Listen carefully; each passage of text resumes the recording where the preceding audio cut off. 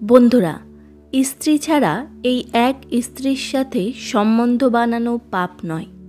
শাস্ত্র অনুসারে যে কোনো পুরুষ স্ত্রী ছাড়াও এই এক নারীর সঙ্গে সম্পর্ক বানাতে পারে। বন্ধুরা, একদিন দেবর্ষী নারদ নারায়ণ নারায়ণ বলতে বলতে আকাশের রাস্তা দিয়ে যমলোকে পৌঁছায়।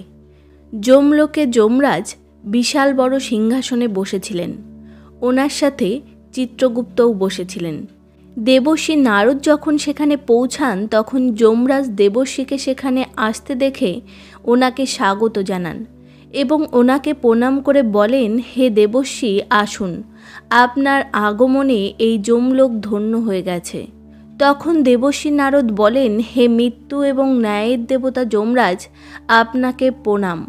এরপর যমরাজ বলেন, হে দেবর্ষী নারদ, আজ অনেক দিন পর আপনি যমপুরীতে এসেছেন। অবশ্যই কোনো না কোনো গুরুত্বপূর্ণ কারণ হবে। কৃপা করে আমাকে এটি বলুন যে আপনি কোন প্রয়োজনে এই যমপুরীতে এসেছেন। তখন দেবর্ষী নারদ বলেন যে, হে ধর্মরাজ, আপনি মৃত্যু এবং ন্যায়ের দেবতা। এই তিন লোকের সমস্ত প্রাণীদেরকে মৃত্যুর পর তাদের কাজ অনুসারে আপনি দণ্ডিত করে থাকেন। আপনার কাছে সমস্ত প্রাণীর পাপ এবং পুণ্যের হিসাব কিতাব রয়েছে।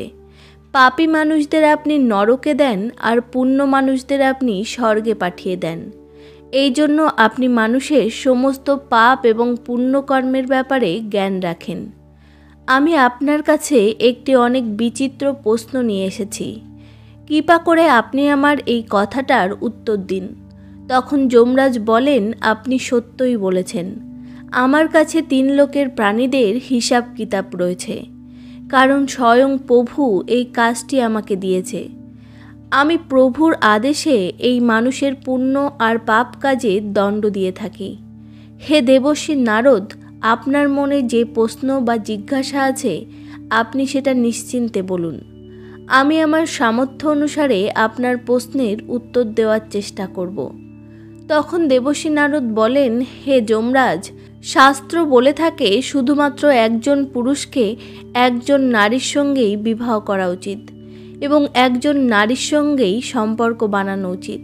কিন্তু আমি এটিও দেখেছি যে অনেক মানুষ আছে যারা অনেকগুলো বিবাহ করে, অনেকগুলো নারীর সঙ্গে শারীরিক সম্পর্ক বানায়।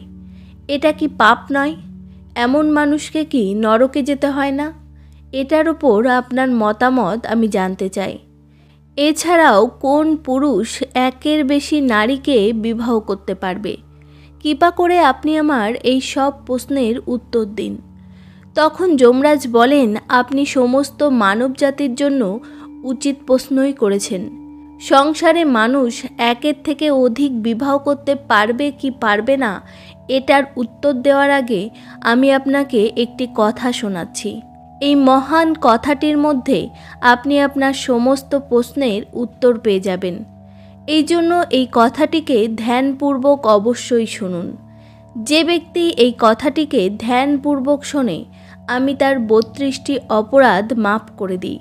তখন নারদজি বলেন, ধর্মরাজ, আপনি সেই কথাটিকে অবশ্যই বলুন। আমি এই কথাটি ধ্যানপূর্বক অবশ্যই শুনব। তখন যমরাজ ওই মহান কথাটিকে শোনানো শুরু করেন।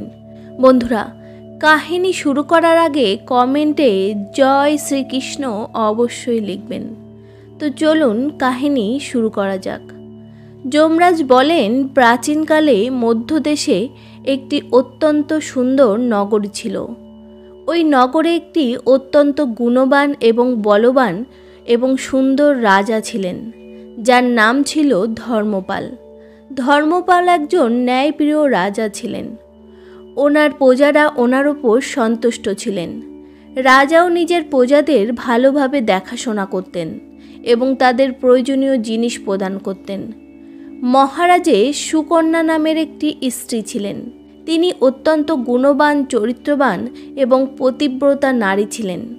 মহারাজ ধর্মপাল এবং রানী সুকন্যা অত্যন্ত দয়ালু প্রকৃতির ছিলেন। তারা সব প্রকারের যজ্ঞ, দান, ধর্ম এবং অনুষ্ঠান করতেন। রাজ্যের সব কিছুই ভালো ছিল, কিন্তু একটি কারণের জন্য মহারাজ, মহারানী এবং প্রজারা দুঃখী ছিলেন। আর তা হলো মহারাজের কোনো সন্তান ছিল না। এই জন্য মহারাজ সর্বদাই দুঃখী এবং চিন্তিত ছিলেন। অনেক চেষ্টা করার পরেও মহারাজের কোনো সন্তান হয়নি। মহারাজ অনেক বৈদ্য ডাকলেন, দান ধর্ম করলেন, পূজা পাঠ করলেন, কিন্তু তিনি কোনো উপায় থেকে সন্তুষ্ট হলেন না। এরপর একদিন প্রজারা মহারাজের কাছে আসেন এবং বলেন, হে মহারাজ, আপনি পুত্রপ্রাপ্তির জন্য দ্বিতীয় বিবাহ করুন। কিন্তু মহারাজ নিজের প্রজাদের কথায় সহমত হলেন না। মহারাজ নিজের স্ত্রীকে অনেক বেশি ভালোবাসতেন এবং এই জন্যই তিনি ওনাকে কষ্ট দিতে চাইছিলেন না। এছাড়াও মহারাজ শাস্ত্র জ্ঞান রাখতেন।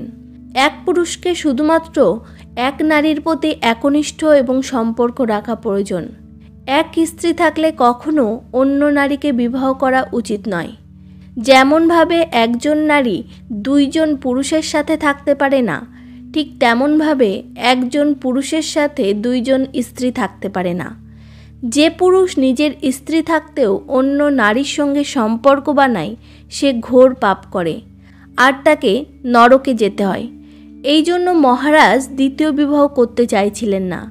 তখন রানী সুকন্যা মহারাজের কাছে আসেন আর রাজাকে বলেন, হে স্বামী, আপনি কৃপা করে দ্বিতীয় বিবাহ করে নিন। আমাদের রাজ্যের ভবিষ্যতে দ্বিতীয় রাজার প্রয়োজন অবশ্যই হবে। মহারাজ এই কথাটির ওপর সহমত প্রকাশ করলেন না। ওনার স্ত্রীকে বললেন, হে প্রিয়ে, যদি আমি দ্বিতীয় বিবাহ করি তাহলে আমি পাপের ভাগীদারি হয়ে যাব।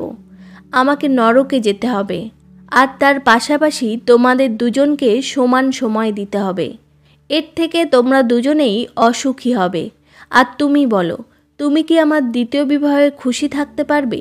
সুকন্যা বলেন, হে স্বামী, প্রজাদের কল্যাণের জন্য এবং রাজ্যের ভবিষ্যৎকে দেখে আপনি দ্বিতীয় বিবাহ করলে আমি রাগ করব না।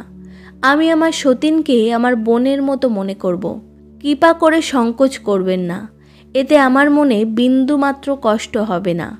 আমি আপনাকে বিবাহ করার জন্য সহমত পোষণ করছি। তখন মহারাজ বলেন, হে দেবী, আমাকে সেই পাপ থেকে কে মুক্ত করবে, যার স্ত্রী থাকার পরেও অন্য স্ত্রীকে বিবাহ করলে হয়ে থাকে? এই পাপ থেকে কোনো মতেই মুক্তি পাওয়া সম্ভব নয়। আমি এমন অনর্থ করতে চাই না। এদিক থেকে স্বর্গলোক থেকে মহারাজের পূর্বপুরুষেরা ওই ঘটনাটি দেখছিলেন এবং নিজের পুত্রের এমন কথা শুনে দুঃখী হলেন। মহারাজ পুত্রের জন্ম না দিলে তাদের কুলের বিনাশ হয়ে যাবে। এই সব ভেবে ওই পূর্বজরা অনেক দুঃখী হয়ে গেল। এরপর সব পূর্বজ মহারাজের স্বপ্নে আসে এবং ওনাকে দর্শন দিয়ে বলেন, পুত্র, তোমার সিদ্ধান্তের জন্য আমাদের কুলের নাশ হচ্ছে এবং আমাদের দুর্গতি হচ্ছে। তখন মহারাজ বলেন, হে মহাত্মা, আমি এমন কোন পাপ করেছি যে আপনারা সবাই দুঃখী রয়েছেন? আপনাদের আত্মার শান্তির জন্য যে উপায় রয়েছে আমি সেটা অবশ্যই করব। তখন তারা বলতে শুরু করেন, হে পুত্র, আমাদের মুক্তির একমাত্র উপায় হলো তোমার এক পুত্র সন্তানের জন্ম দেওয়া। যদি তুমি পুত্রকে জন্ম না দাও তাহলে তোমার সঙ্গে সঙ্গে আমাদেরকেও নরকে যেতে হবে। আমাদের সম্পূর্ণ কুল এবং বংশ নষ্ট হয়ে যাবে। এই জন্য হে পুত্র, আমরা সবাই তোমাকে মিনতি করছি, তুমি দ্বিতীয় বিবাহ অবশ্যই করো। পুত্র প্রাপ্তি করা ছাড়া মানুষ সদ্গতি প্রাপ্ত করে না। এই জন্য হে পুত্র, আমরা সবাই তোমাকে মিনতি করছি, তুমি দ্বিতীয় বিবাহ অবশ্যই করো। সন্তান প্রাপ্ত করা ছাড়া মানুষ সদ্গতি প্রাপ্ত করতে পারে না। সন্তান একমাত্র নিজের মাতা পিতার উদ্ধার করে তাদের মুক্তি দিয়ে থাকে। যখন তারা শ্রাদ্ধ করে তখন আমাদের পাপ নষ্ট হয়। যখন তারা পৃথিবীতে দান ধর্ম করে তখন আমরা স্বর্গলোকে ভোজন প্রাপ্ত করি। এই জন্য হে পুত্র, তুমি শীঘ্রই নিজের সন্তান প্রাপ্তির কোনো উপায় বের করো।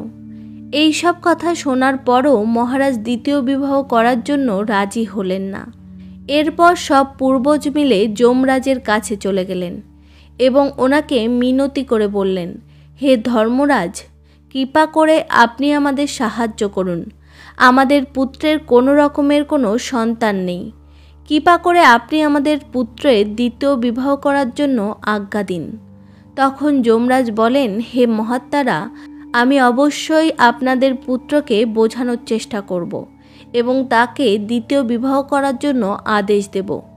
এরপর যমরাজ পৃথিবী লোকে আসেন এবং একটি সাধুর রূপ ধারণ করে ধর্মপালের কাছে আসেন। সাধু ব্যক্তিকে দেখে মহারাজ ধর্মপাল অত্যন্ত প্রসন্ন হলেন আর বললেন, হে মহাত্মা, আপনি কে? আপনি কোথা থেকে এসেছেন? আর আপনি কোন প্রয়োজনে এই রাজ্যে এসেছেন? আপনার মুখমণ্ডলের তেজ দেখে এমনটা মনে হয় যে আপনি অবশ্যই কোনো মহাত্মা হয়ে থাকবেন। তখন সেই সাধুটি বলেন, হে পুত্র, আমি সাক্ষাৎ যমরাজ। আমি তোমার পূর্বজদের অনুগ্রহ অনুসারে তোমাকে বোঝানোর জন্য এখানে এসেছি। তখন ওই সাধু ওই মহারাজকে বলেন, পুত্র, তুমি তোমার পূর্বপুরুষদের দুঃখী করে দিয়েছ, যার ফলে তোমার সমস্ত সাম্রাজ্যের বিনাশ হয়ে যাবে। সন্তান ছাড়া তুমি কখনো স্বর্গে যেতে পারবে না, তুমি কখনো মুক্তিপ্রাপ্ত করতে পারবে না। এটি বলা হয়ে থাকে যে মানুষের মুক্তিপ্রাপ্ত করার জন্য সন্তানের জন্ম দেওয়া আবশ্যক। মহারাজ বলেন, হে ধর্মরাজ, আমি বাধ্য। আমি দ্বিতীয় বিবাহ করে পাপের ভাগীদারি হতে পারবো না। এর থেকে এটাই ভালো যে আমি সন্তানহীন হয়ে আমার জীবন ব্যতীত করি। তখন যমরাজ বলেন, হে পুত্র, তোমার ন্যায়প্রিয় আচরণ এবং তোমার স্ত্রীর প্রতি তোমার একনিষ্ঠতা দেখে আমি অত্যন্ত খুশি। কিন্তু হে ধর্মপাল, মানুষ দ্বিতীয় বিবাহ অবশ্যই করতে পারে, এটাতে কোনো রকমের কোনো সংকোচ বোধ নেই। যদি কোনো পুরুষ মানুষের স্ত্রী মন থেকে তার দ্বিতীয় বিবাহের অনুমতি দিয়ে দেয়, তাহলে এটাতে কোনো রকমের কোনো পাপ নেই। যমরাজ বলেন, যদি কারোর বর্তমান স্ত্রী থেকে কোনো সন্তানের প্রাপ্তি না হয়ে থাকে আর তার স্ত্রী যদি তাকে দ্বিতীয় বিবাহ করার জন্য অনুমতি দিয়ে দেয়, তাকে দ্বিতীয় বিবাহ করার জন্য সংকোচ বোধ করা উচিত নয়। সাক্ষাৎ যমরাজের মুখ থেকে এমন বচন শুনে মহারাজ অত্যন্ত প্রসন্ন হলেন এবং ওনাকে ধন্যবাদ জানালেন। যমরাজ এই সব বলে ওই স্থান থেকে অন্তর্ধান হয়ে গেলেন এবং মহারাজ আবার সুকন্যার কাছে গেলেন এবং তার থেকে দ্বিতীয় বিবাহ করার জন্য অনুমতি চাইলেন। মহারানী সুকন্যা ওনাকে দ্বিতীয় বিবাহ করার জন্য অনুমতি দিলেন। তখন মহারাজ দ্বিতীয় এক নারীকে বিবাহ করে নিলেন। তার থেকে তিনি সুন্দর একটি পুত্রের প্রাপ্তি করলেন। এই দেখে তার পূর্বজরা খুশি হলেন আর তারা যমরাজকে অনেকবার ধন্যবাদ জানালেন। বন্ধুরা, এই প্রকারে যমরাজ দেবর্ষি নারদকে বিবাহ সম্বন্ধ সব কিছু জ্ঞান দিয়েছিলেন এবং এই সংসারের কল্যাণ করেছিলেন। বন্ধুরা, আজকের এই ভিডিওটি এই পর্যন্তই। যদি ভিডিওটি ভালো লেগে থাকে, পরিবারের সাথে শেয়ার অবশ্যই করবেন আর নিচে কমেন্টে লিখবেন জয় শ্রীকৃষ্ণ। দেখা হচ্ছে পরবর্তী কোনো কাহিনীতে। তত সময় নিজের খেয়াল রাখবেন। ধন্যবাদ।